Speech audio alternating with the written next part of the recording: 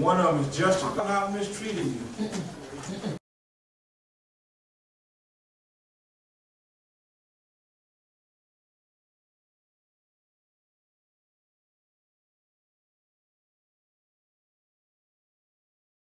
And we're going to deal with the gift of pastor and teacher. We're going to look at pastor teacher as a double gift or twin gift.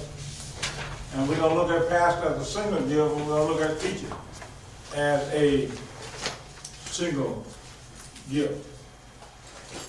And I think I ought to point out that we've gone through a serving gift, and we're now discussing speaking gift, and we'll pretty soon be discussing sign gift. A gift is a gift. Nobody has been given a gift because that was what they deserved. Everyone who's been born of the Spirit of God has received at least one spiritual gift. And it was assigned to you because the Holy Spirit saw that that was the gift that best fit you. Sometimes we have a mindset that we'd like to pick out our gift. We like to pick out our gift. I want this one, I want this one, I want this one. Well, in the first place, we're not even smart enough to know what gift we want.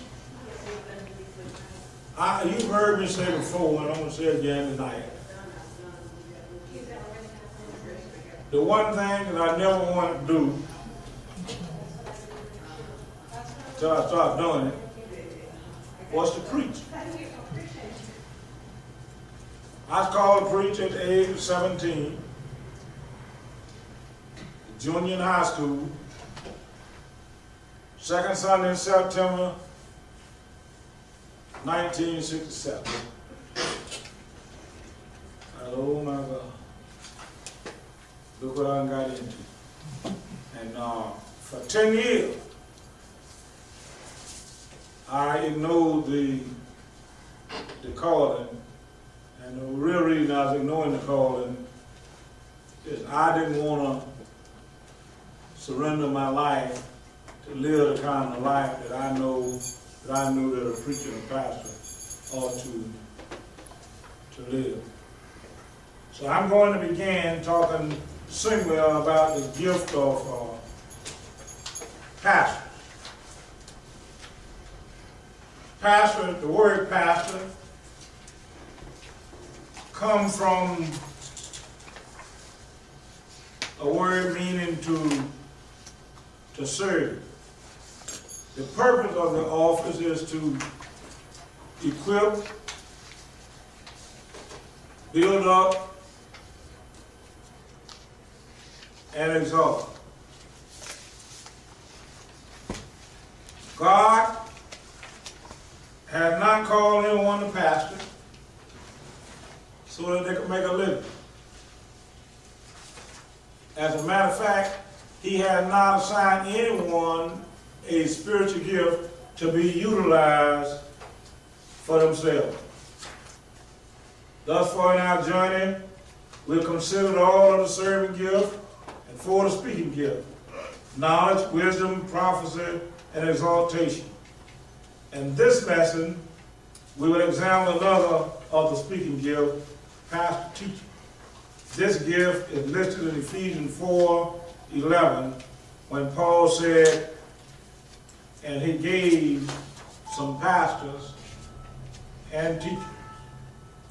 And if you go on in that, he talked about, in verse 11, he said what he gave. In verse 12, he talked about why he gave them. And in verse 13, he talked about how long they were to be utilized. The word pastor occurs only once in the New Testament. That's in Ephesians 4:11. This gift is usually considered synonymous with the gift of bishop and elder. The Greek word translated pastor found 7 times in the New Testament, but other than in Ephesians 4:11, it is translated shepherd. Thus, this gift is also called the gift of shepherding. To get a better understanding of this gift, let us look at Ephesians 4:11. It gave some apostles and some prophets. And I talked about that on last week, and some evangelists, and some pastors and teachers. God praised pastors and teachers. Now, I want to say this, that oftentimes in a spiritual gift inventory, people come out to be pastors. They can't be pastors. And they have honestly completed the spiritual gift inventory. And the reason for that is they had a gift of teaching. They had a gift of exhortation, which belonged to, so they've been given the gift, but not the office of pastor. And anybody who teaches a Sunday school class or a small Bible class, to a large extent, are doing the same thing that a pastor does, it's just on a smaller scale. But they're gifted at it and ought to be given the opportunity to do that. Pastoring involves preaching. It involves oversight, and it involves shepherding. Get a good idea of what a shepherd does is in Psalm 23. The Lord is my shepherd, I shall not want. He maketh me to lie down in green pastures. In other words, the shepherd was responsible for tending the flock. Now, most of you in here have children.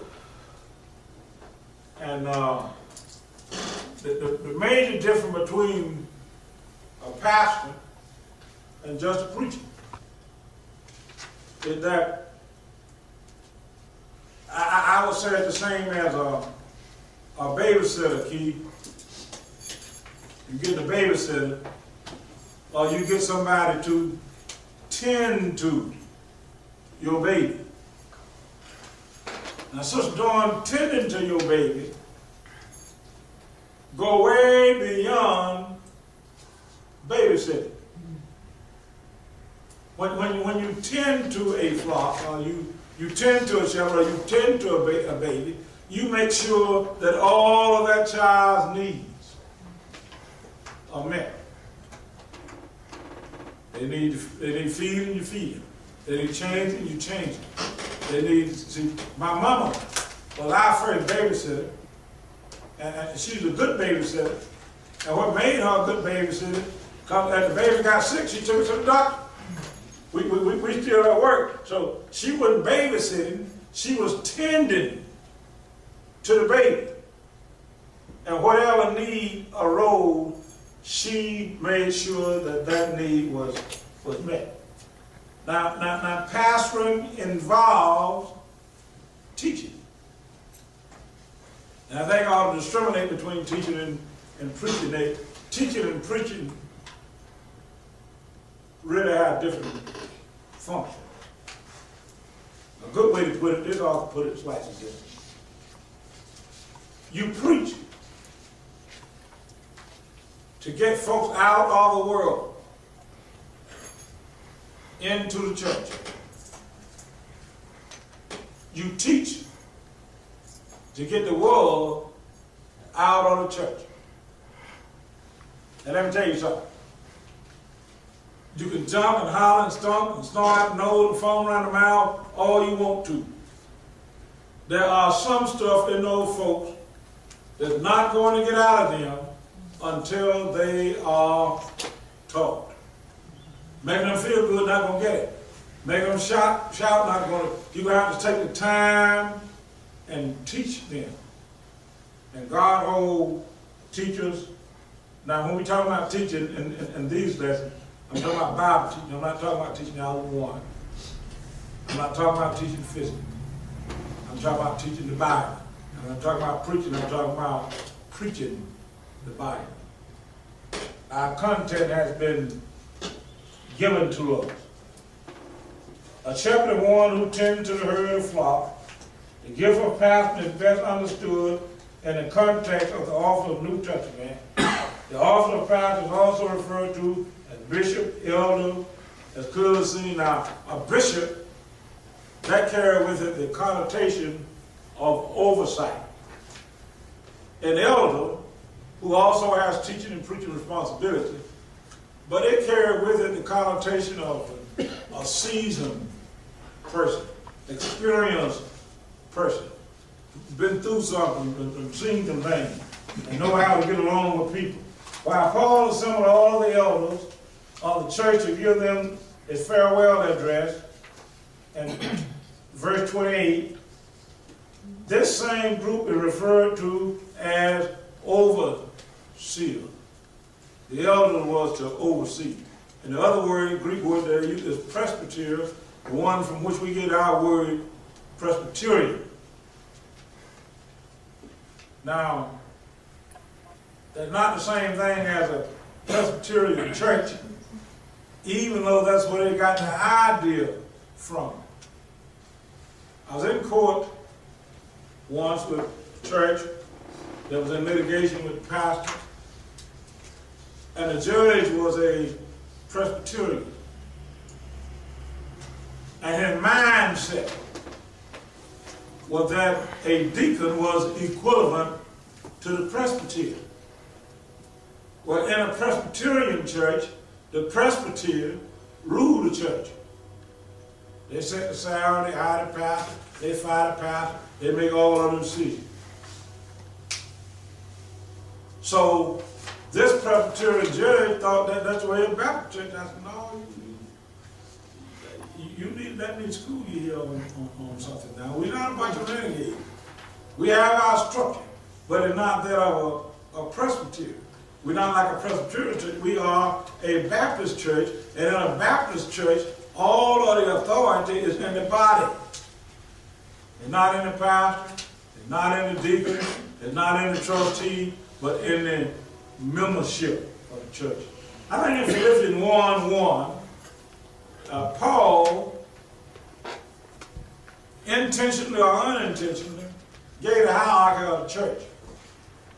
In that verse, when he began to pen Philippians, he says to all of the saints at Philippi. That's all the members of the church. And then he said to the bishop and the overseer and the deacon. And thus he gave the structure of the church and how the church ought to be, operated. Now, it would be easy for a person to assume that the most important gift in the church is that of pastor. And you do need a pastor. But to say that the pastor is the most important position in the church, it's just like saying that my head is more important than my feet.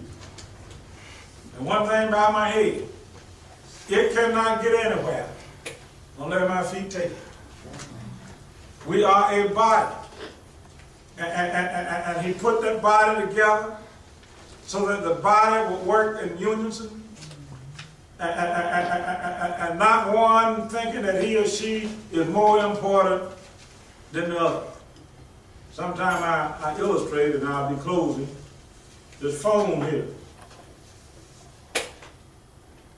Now, all of you see that phone. I'm going to pick that phone up.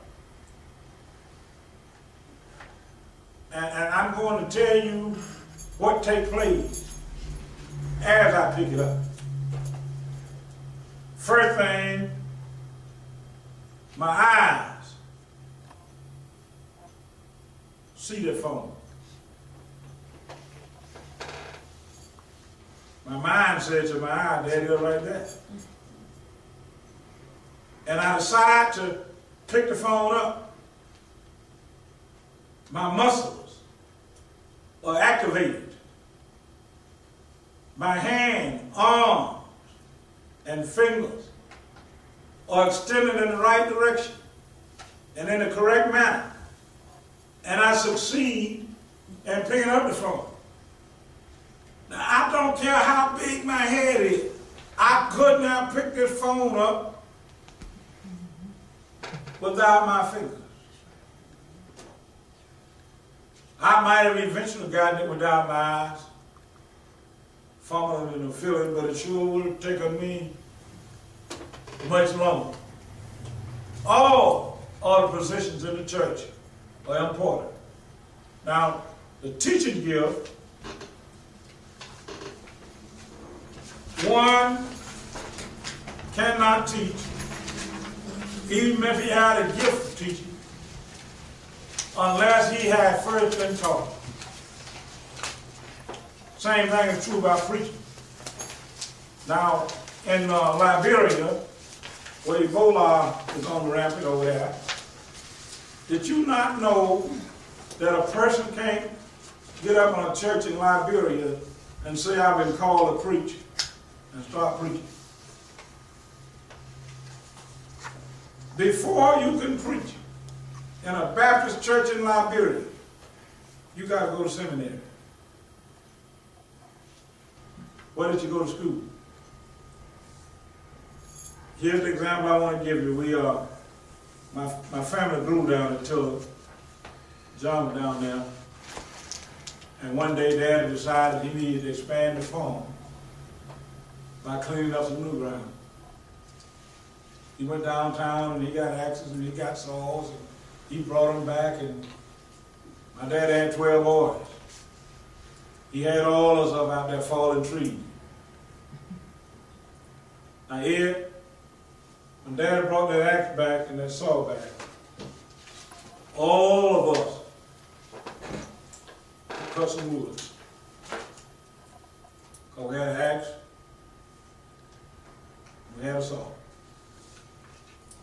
But here's what I learned. That if you go down to the hardware store and get you a black diamond file and sharpen that axe and sharpen that saw, you can cut a whole lot more wood with a whole lot less effort. Your calling or your gift is your axe or your saw. Your school, your education is the black diamond file.